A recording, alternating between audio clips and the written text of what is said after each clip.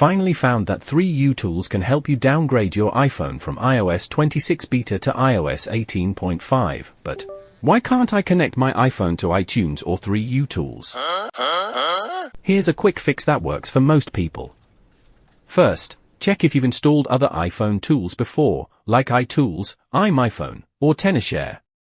These can interfere with 3uTools. Go to your control panel and uninstall them. Also remove any virtual drive or mirror software if you've used one before.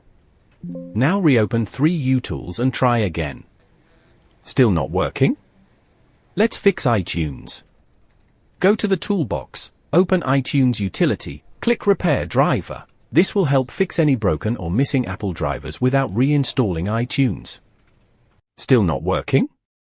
Then try reinstalling iTunes, click Uninstall iTunes, and then use the Install iTunes button in the same section to get a clean, compatible version.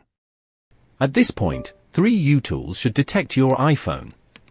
If it still doesn't, there's one more thing you can try. Open Device Manager, go to Portable Devices, right-click Apple iPhone, and choose Uninstall Device.